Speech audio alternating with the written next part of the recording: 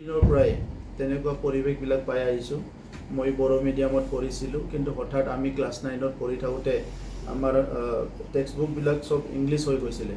তো অসুবিধা এটা ছেকশ্যন বা আমাৰ ষ্টুডেণ্টসকলে সদায় পাই আহিছে। তো এতিয়া যিটো অসম চৰকাৰৰ যিটো সিদ্ধান্ত যে মেথছ আৰু ছায়েন্সটো ইংলিছ কৰিব, ইয়াৰ ওপৰত আজি আলোচনা হৈছে। বড়ো সাহিত্য সভা, নিখিল বড়ো ছাত্ৰ সন্থাই তেখেতসকলৰ কনচাৰ্ণটো আমাক জনাইছে আৰু সেই হিচাপে আমি অসম চৰকাৰক জনাই দিম।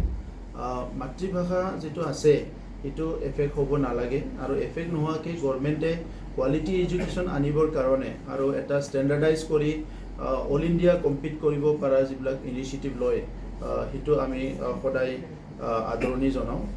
এতিয়া এই দুটা ছাবজেক্টটো ইংলিছ কৰাৰ কাৰণে যিখিনি যুক্তিযুক্ততা বা যিখিনি প্ৰয়োজনীয়তা অসম চৰকাৰে অনুভৱ কৰিছে, এই কথাক লৈ পেলাই অসম চৰকাৰৰ লগত আমিও আলোচনা কৰিম।